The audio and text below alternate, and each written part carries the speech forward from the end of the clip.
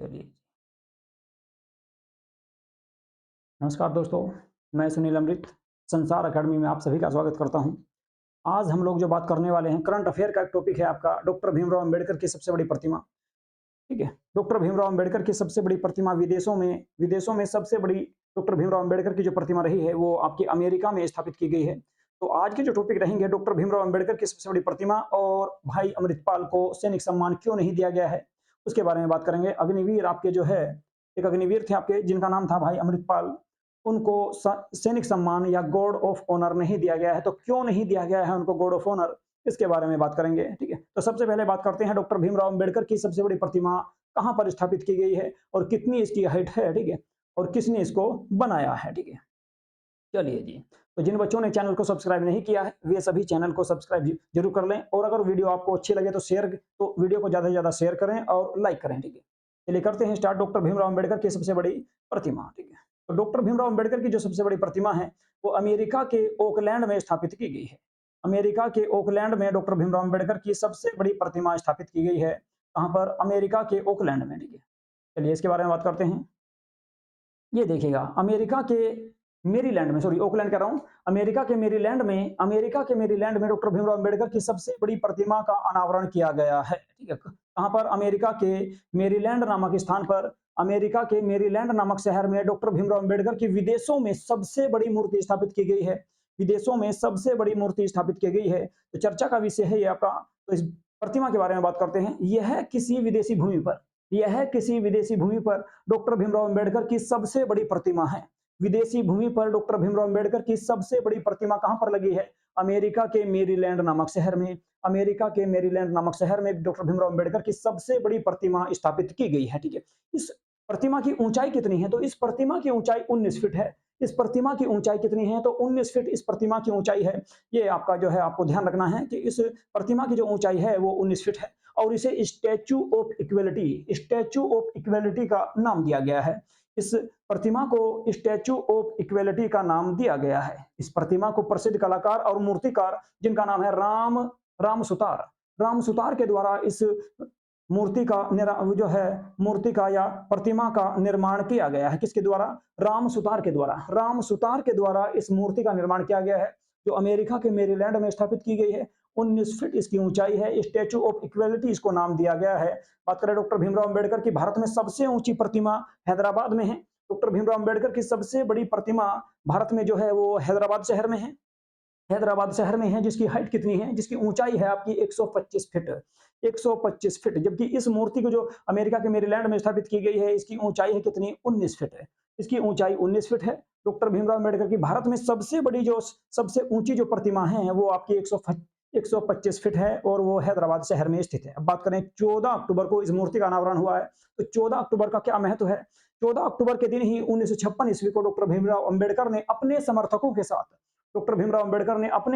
के साथ हिंदू धर्म को छोड़कर बौद्ध धर्म स्वीकार किया था। कब? 14 अक्टूबर 1956 ईस्वी को। इसीलिए डॉक्टर भीमराव अंबेडकर के जो समर्थक हैं, वे 14 अक्टूबर को धम्म चक्र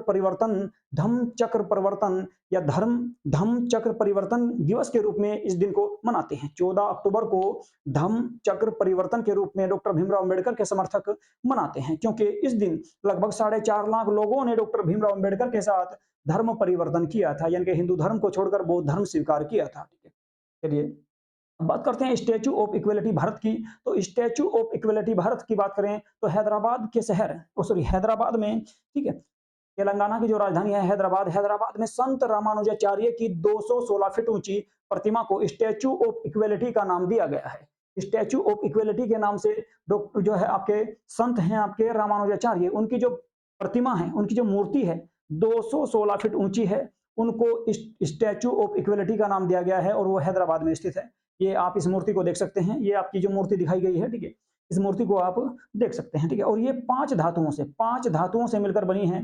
5 धातुओं से मिलकर यह बनी है। तो कौन कौन से धातु इसमें लगे हुए हैं उसके बारे में बात करेंगे, और कब इसको बनाया गया है उसके बारे में भी बात करेंगे। इन्होंने श्री रामानुजाचार्य ने 11वीं सदी में देशवासियों को समानता का संदेश दिया था। ठीक है, समानता का संदेश दिया था इन्होंने। ठीक है, इसलिए स्टैचू ऑफ इक्वेलिटी इसको नाम दिया गया है। और इस प्रतिमा को जो बनाने में धातु लगी है, वे 5 धातुओं का प्रयोग हुआ है। सोना है, चांदी, इस धातु को बनाने में सोना, चांदी, तांबा, जस्ता, इस धातु को बनाने में सोना, चांदी, जस्ता, पीतल और तांबा, ठीक है? इन 5 धातुओं का प्रयोग हुआ है। सोना, चांदी, जस्ता, पीतल और तांबा, 5 धातुओं का उपयोग हुआ है स्टैच्यू ऑफ इक्वालिटी को बनाने में, जो हैदराबाद में स्थित है, जो हैदराबाद में स्थित है। और इसकी अगर ऊंचाई की बात करें तो 216 फीट ऊंची है ये आपकी। इसके बाद बात करें, यह प्रतिमा चीन में बनी थी, ठीक है? स्टैच्यू ऑफ इक्वालिटी, जो संत रामानुजाचार्य की जो मूर्ति बनाई गई थी, इस प्रतिमा को चीन के द्वारा बनाया गया था। इस प्रतिमा का निर्माण चीन में हुआ और इसे बनाने में लगभग कितना पैसा खर्च हुआ, तो 135 करोड़ रुपए, लगभग 135 करोड़ रुपए का खर्च आया था। लगभग 135 करोड़ रुपए की कीमत है इसकी, जो स्टैच्यू ऑफ इक्वालिटी है हैदराबाद में। इस प्रतिमा को 1600 टुकड़ों में भारत लाया गया। तो 1600 टुकड़ों में इस प्रतिमा को भारत लाया गया था। 1600 टुकड़ों में इस प्रतिमा को भारत लाया गया और लगभग 15 महीने में यह स्थापित की गई। लगभग 15 महीने में इसको स्थापित किया गया था। इन्होंने नवरत्नों के नाम से जाने जाने वाले 9 ग्रंथ लिखे और वैदिक ग्रंथों पर कई टीकाएं भी इनके द्वारा लिखी गई थी। किनके द्वारा? संत रामानुजाचार्य के द्वारा। इसीलिए इक्वालिटी, स्टैच्यू ऑफ इक्वालिटी इसको नाम दिया गया है, ठीक है? अब बात कर सकते हैं यहाँ से, इससे संबंधित जो क्वेश्चन आ सकते हैं, तो क्या क्वेश्चन आ सकता है आपका संभावित जो प्रश्न हो सकता है? संत रामानुजाचार्य के संबंध में निम्नलिखित कथनों पर विचार करें। तो हैदराबाद में उनकी अष्ट धातु यानी कि 8 धातुओं से निर्मित प्रतिमा को स्थापित किया गया है। ये आपका ऑप्शन गलत रहेगा, क्योंकि ये अष्ट धातु नहीं है, पंच धातु है। तो ऑप्शन 1 आपका गलत हो जाएगा। उनकी सबसे ऊंची प्रतिमा को स्टैच्यू ऑफ इक्वालिटी के नाम से जाना जाता है। ये बात सही है, ठीक है? तो दूसरा ऑप्शन आपका सही रहेगा। इसके बाद तीसरा, इन्होंने मध्यकालीन भारत में भक्ति आंदोलन के दौरान न्याय और समानता के संदेश दिए। न्याय और समानता के संदेश दिए, तो न्याय का संदेश नहीं दिया था, जबकि समानता का संदेश दिया, तो ये भी आपका गलत रहेगा। तो केवल 2 ऑप्शन यानी कि बी ऑप्शन इसमें सही रहेगा, ठीक है? तो ये डॉक्टर भीमराव अंबेडकर और संत रामानुजाचार्य के बारे में बात थी। तो संत डॉक्टर भीमराव अंबेडकर की जो विदेशों में सबसे ऊंची प्रतिमा है, अमेरिका में स्थापित की गई है, ठीक है? और ये आपकी संत रामानुजाचार्य की जो, और अगर बात करें डॉक्टर भीमराव अंबेडकर की भारत में सबसे ऊंची प्रतिमा कहां पर है, तो हैदराबाद में है। और संत रामानुजाचार्य की प्रतिमा भी आपके हैदराबाद में ही स्थित है, जिसे इक्वालिटी ऑफ यूनिटी के नाम से जाना जाता है। अब बात करेंगे, भाई अमृतपाल को नहीं मिला सैनिक सम्मान, ठीक है? ये आपका आज का टॉपिक रहेगा। भाई अमृतपाल को सैनिक सम्मान क्यों नहीं मिला है, उसके बारे में बात करेंगे, ठीक है? चलिए करते हैं स्टार्ट। इनको सैनिक सम्मान क्यों नहीं दिया गया है, चर्चा में क्यों है ये विषय। भारतीय सेना के सिपाही अमृतपाल को अंतिम संस्कार पर, भारतीय सेना के सिपाही अमृतपाल के अंतिम संस्कार पर उन्हें गॉर्ड ऑफ ऑनर न दिए जाने से ये आपका विवाद उत्पन्न हो गया है, या विवाद ने जन्म लिया है। भारतीय सेना के सिपाही अमृतपाल के अंतिम संस्कार पर उन्हें गॉर्ड ऑफ ऑनर न दिए जाने पर यह विवाद हुआ है, ठीक है? तो इनका नाम क्या था? अमृतपाल था इनका नाम, ठीक है? एग्जाम में आ सकता है। और इनको गॉर्ड ऑफ ऑनर नहीं दिया गया है, ठीक है? इनके अंतिम संस्कार पर। तो क्यों नहीं दिया गया है, इसके बारे में बात करेंगे। ये इनकी मूर्ति है, आप देख सकते हैं, ठीक है? अमृतपाल की। चलिए जी, विवाद क्या है? अपने जीवन के अंतिम क्षणों में भाई अमृतपाल जो है वे संतरी के पद पर कार्यरत थे, संतरी के रूप में कार्य कर रहे थे अपने जीवन के अंतिम क्षण में। इसी कारण भारत सरकार ने उन्हें शहीद नहीं माना है। इसी कारण भारत सरकार ने उनको शहीद नहीं माना है, क्योंकि जब वे आपके जो मरने से पहले, ठीक है, अपने अंतिम क्षणों में वे आपके संतरी के पद पर नियुक्त थे, यानी कि सैनिक के रूप में नहीं, एक संतरी के रूप में कार्य कर रहे थे। इसलिए भारत सरकार ने उनको शहीद का दर्जा नहीं दिया है, ठीक है? तो ये आपको याद रखना है। एग्जाम में आ सकता है कि भाई अमृतपाल को एक आपका गॉर्ड ऑफ ऑनर का सम्मान क्यों नहीं दिया गया है। उनको इसलिए नहीं दिया गया क्योंकि वे उस समय, जब वे अपने अंतिम क्षण में, जब वे पद पर थे, पोस्टिंग पर थे, तो वे संतरी के रूप में कार्य कर रहे थे, संतरी के पद पर थे। इसलिए उनको शहीद का दर्जा नहीं दिया गया है और न ही उनको सैनिक सम्मान मिला है, ना ही उनको सैनिक सम्मान दिया गया है, ठीक है? तो क्या कारण था? क्योंकि वे संतरी के पद पर थे, उस समय वे संतरी के पद पर थे। अमृतपाल जो है अपने अंतिम क्षणों में संतरी के पद पर थे, इसको याद रखना है। एग्जाम में आ सकता है क्वेश्चन आपका। इसीलिए उनको शहीद का दर्जा नहीं दिया गया है और न ही गॉर्ड ऑफ ऑनर उनको दिया गया है उनके अंतिम संस्कार के बारे में, ठीक है? अब बात करें अग्निवीर और अग्निपथ के बारे में। अग्निपथ है क्या, ठीक है? अग्निपथ एक योजना है जो सैनिकों की भर्ती की जाती है। सैनिक भर्ती की इस योजना को अग्निपथ नाम दिया गया है और इस भर्ती में शामिल होने वाले सैनिकों को अग्निवीर कहा जाता है। अग्निवीर कहा जाता है। और इनका जो उद्देश्य होता है, अग्निवीरों का जो उद्देश्य है, 6 महीने के अंतराल, अग्निपथ योजना का जो उद्देश्य है, तो 6 महीने के अंतराल पर प्रत्येक वर्ष में तीनों सेनाओं में, तीनों सेनाओं में, जल सेना, थल सेना और वायु सेना में अधिकारियों की रैंक के नीचे के जो कर्मी हैं, जो सैनिक हैं, उनके पदों पर नियुक्ति की जाती है या भर्ती की जाती है, किसमें? अग्निपथ के तहत, अग्निपथ योजना के अनुसार। और इन सैनिकों को 6 महीने का प्रशिक्षण, इन सैनिकों को 6 महीने का प्रशिक्षण दिया जाता है। अग्निवीर जो होते हैं, इनको 6 महीने का, केवल 6 माह का प्रशिक्षण दिया जाता है। इसके तहत अग्निवीर को 4 वर्ष की अवधि के लिए, 4 वर्ष की अवधि के लिए इन सैनिकों को भर्ती किया जाएगा। ये इस योजना का प्रावधान था। इस योजना में जो है आपके सैनिकों को केवल 4 वर्ष के लिए भर्ती किया जाएगा और 6 माह का इनको प्रशिक्षण दिया जाता है। और ये आपके तीनों सेनाओं में अधिकारी की रैंक के नीचे, अधिकारी रैंक से नीचे जो भर्ती होती है सैनिकों की, उसमें इनको शामिल किया जाता है। ठीक है।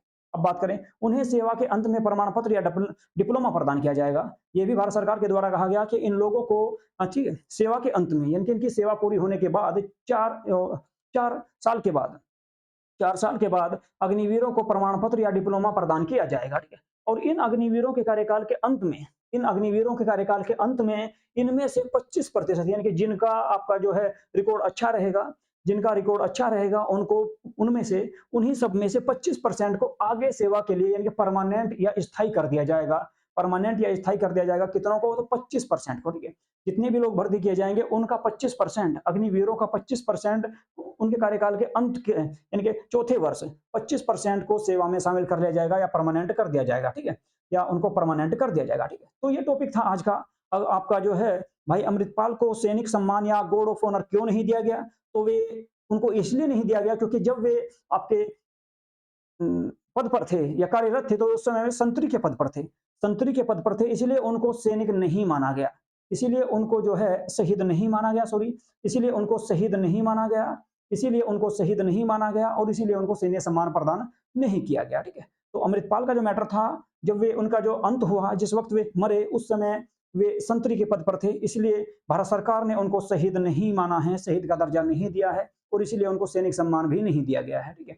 इसके अलावा बात करें डॉक्टर भीमराव अम्बेडकर की, तो डॉक्टर भीमराव अम्बेडकर की सबसे ऊंची जो प्रतिमा है विदेशों में, वो आपके अमेरिका के मेरीलैंड में स्थापित की गई है, जिसकी ऊंचाई 19 फीट है और इसको जो है राम सुतार के द्वारा बनाया गया है। भारत में बात करें तो सबसे ऊंची इनकी जो प्रतिमा है वो आपके हैदराबाद में है और उसकी ऊंचाई 100 फीट 125 फीट है, हैदराबाद में स्थित है। इसके अलावा 14 अक्टूबर को डॉक्टर भीमराव अम्बेडकर ने अपने समर्थकों के साथ बौद्ध धर्म स्वीकार किया था, इसलिए इस दिन का बड़ा महत्व है और इसी दिन को धम्म चक्र प्रवर्तन दिवस के रूप में मनाया जाता है।